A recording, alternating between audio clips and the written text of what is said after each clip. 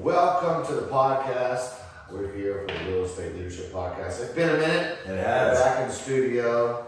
My name is Cavender. I'm Travis Hitt. And we're here in the studio. And we have a topic that has been in a rising buzz in the industry of real estate. And it's a NAR update. What does that mean? What's NAR? It's the National Association of Realtors. I thought you were asking me. No, that guy over there, that girl over there. Of what's going on in that. You might have heard somebody talk about it, might have seen the newspaper, wherever you get your consumption of news in this world. So let's go ahead and really just give these people some value of what's going on, because everything can be misinterpreted, right? Mm-hmm. So we're here to give value on this podcast. That's literally the only point of this, is to give the consumer as well as the agent, this inspiring agent out there that wants to be really, really good value to their clientele. Maybe you're watching this, or if you're a consumer, you're a buyer or a seller out there and wants to just educate yourself before you talk to another agent. That's why we're here. So yeah, Travis, he has been doing a lot of research on this, talked to a lot of really people that are smarter than him, smarter than me, to really get a better understanding. So I would really like you to shine some light on this update for the NAR association that's supposed to be going into effect in July 1st. Okay. Yeah, thanks for listening first off. The hardest part with this is there's not a lot of information put out yet. We know the one major change that has come out is, as of July 1, listing agents will not be able to market, disclose, or advertise the commission to the buyer's side on the multiple listing services platform, which is the MLS. Yeah. MLS is where agents go to research homes, to look at all the information that the selling side put on the MLS. So that's the number one change. After that, we're kind of sitting back waiting to see what happens with that, because that is a major change on the business side for us, because it affects dollar costs, affordability for the home. If a seller is not going to pay commission, potentially, that's the word, potentially, if they're not going to pay the commission to the buyer's agent. Well, the buyer's agent has to get paid. And so there's a lot of questions now on how's that going to look? How's that going to affect the sale of a home? I will advise most of my clients, if they're selling, that it still behooves them to pay the other side, because we don't want to turn into it where people don't show. And we can't elaborate too much. I don't want to, because I don't want to say the wrong thing before anything is put out. But there's still a lot of questions that are on the horizon with this, but the major thing that has changed is we can no longer market the commission on the MLS starting July 1. Okay, so my job is to conduct the podcast when I don't know what I'm talking about. So that's my job today. And so I want to give some value to the person's consumer who's like, well, you just said that. Like, oh, okay, well, if you're a seller out there, I don't pay the buyer's commissions. Okay, well, I know we don't want to talk too much, we give too much detail and say the wrong thing, misguide people out there, but this could potentially happen. So that would mean that, we don't want it to happen. It's also illegal to do, but it's called steering. And that would steer the buyer's agent, say that I have John Smith over here. Why did I mess up on a name? It's a made-up name. Yeah, John Smith over here. I'm taking him, but one house is paying commission or 1%, one paying 3%. And if I'm a really bad ethics agent, I'm going to show them just this one, which is going to affect the seller because the house is not getting shown. And that's kind of what he referenced a second ago. Could you elaborate on that? Not too much elaborate on it, but like steering is a real thing. It happens. It shouldn't happen, right? Mm-hmm. But that's something that can, when you really dive deep into all the information that's happening with this, that is what's going to really miss opportunity for people to find a house that they actually really like. There's people out there in this world that won't show the home, and they'll make up a lie like, oh, it's unavailable, or it's not. They'll make up something. That's happened now as well, because here's the thing. A lot of people are talking about this because it's put out in the media now. It's become the topic of conversation. Yeah. I like to tell most of my clients, nothing's changed. Everything that's being talked about is already in play. Yeah. Commission's already negotiable. A seller doesn't have to pay. They've always been. Always. The seller already doesn't have to pay a buyer's agent commission. Again, it behooves them to do that, but you don't have to. Everything has been negotiable since I've become a realtor 12 years ago. Same thing on the buyer side.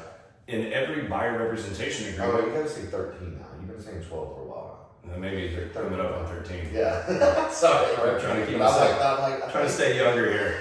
Every year that adds on to real estate adds on to life.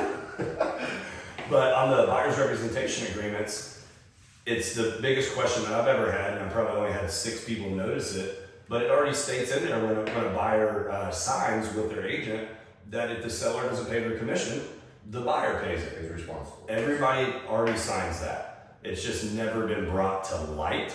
And so I think a lot of people are worried right now, they're scared, and I get that because there's a lot of unknown. We were just talking about in our team meeting, there's a lot of things that I'm not scared about, but I would like to know more information so I can lead my team the right way. As of right now, I don't have a lot of information. It's all potentially. It's all, if this happens, we would do this. So it'll be nice when NAR and Trek, they put out the definitive information so we know how we need to run our business. Have an idea when that's gonna happen? I hope before July 1st. Yeah. So, because that's when the new rules come into play. So what would you like for, say, the consumer or the agent right now that's watching this video, just absorbing all this awesome information? What could you give, what would you actually give a statement to say, to take and absorb and take away from this video? From the information that's being given right now, these are the steps that we're doing to prepare ourselves, or you should prepare yourself, and what should they take away? I know that's a hard question. Great question. Just like I tell a lot of my clients, I would not focus on the dollar value or the dollar amount right now. I would focus on value of who's going to work for you the best and represent you in the utmost way. So what value are you getting? Take the payment aside of who's paying it. What kind of value do you need to find a home that you're looking for or to sell? Because I do believe it's going to bring up a lot more situations and questions when it comes to people working with a buyer's agent with the new changes. We're not going to get into it, but there's certain hypotheticals that are going to happen that you need to know that you're being represented well. And if flat fees come out, lower percentages that a buyer's having to pay, what are you willing to pay for? What are you not willing to pay for? What kind of agent do you want representing you if you, as a buyer, let's leave them with these. We want you to comment in the box or wherever this is shared, YouTube, Facebook, Instagram, wherever.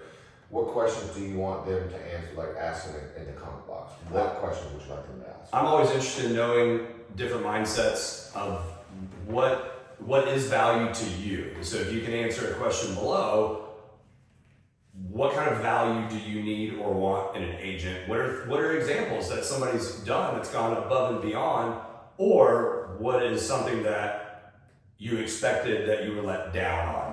What is value to you when it comes to a buyer's agent? So I'd love to hear some different thoughts. Okay.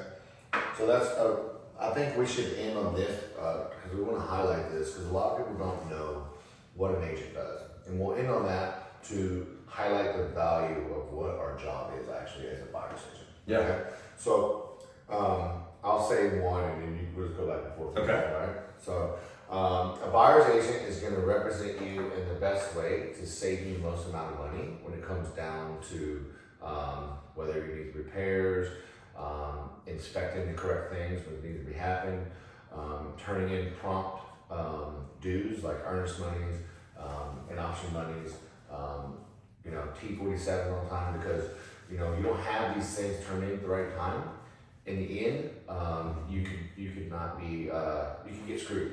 Yeah. Put it that way. I was trying to find a word. It is what it is. I was trying to find a word, but what's another value that the agent? I know I said a bunch of them, so sorry. Yeah, no, you're good. There's tons.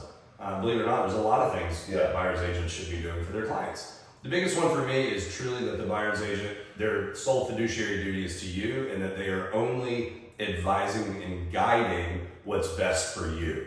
Not for themselves, not for an area, not for a potential listing that they're getting in the area, but all they care about, all they're thinking about, all they're advising and guiding on is what's best for you as the buyer, not personal opinions as well. Exactly. And Usually when you're an agent, you have these really good partnerships, whether it be a title company. I know if you're a buyer's agent, you might be using the seller's buyer title company, but I guarantee if it gets to a point where you are indifferent about what's going on, if you're using a really good title company, they most likely have an in-house attorney, and we have one we like. His name's Realtor, and he's the best. Yep. And we ask him questions, and he does it because he wants to support us, and he does it at free cost to us and you. It just, he reviews things. I'm not saying everything. If you had to really dig into it, you might be charged, but most of the time, it's a small answer. He helps you, and you feel confident to go back to your client and tell them what the situation is. Yeah. And I'll say, do I get another one? Yeah, okay. So, I think one of the biggest value adds that a really good buyer's agent has and can provide is relationships and resources. The more relationships we have helps us find off-market properties, helps us win deals because we have relationships maybe with that listing agent. But the more people you know in an area helps. You have more information, you know more things about the area, and you can find out information. Resources helps tremendously because if you have questions, I don't know everything. I tell people that all the time, but I can get everything answered pretty quickly. So having the resources that we have now just from being in the industry for a long time truly helps our clients and buyers because we're able to provide a lot more information. We're able to get questions answered really fast. Whatever a buyer of ours needs, we know where to send them. Whether it's a handyman, an electrician, a plumber, anything that has to do with a house, we have the resources to do that, as well as the tools to calculate anything that's a topic of conversation for that buyer, to eliminate any doubt, eliminate any wandering of the mind. We're able to just put it on paper and get something answered pretty quickly. yeah. So I just wanted to kind of shine some light on that. I know we have another episode that's early on in a podcast, earlier on we did, it was basically just on that. So if you really want to dive deep in why you need an agent, we have that. Just go back on a playlist on our YouTube channel and see that. When you're thinking about the topic of NAR update, we wanted to shine light on, finding the value of your agent, because they really can save your tail end and some really sticky stuff. But don't let the changes scare you. Exactly. So ask questions. Ask questions on this video. Share it if you got some value with it. Please share this to the world. We don't run any ads on it. We do this solely on feedback and also sharing your love. So thank you for stopping in and watching us, lending your eyes and ears. And when you think about real estate leadership.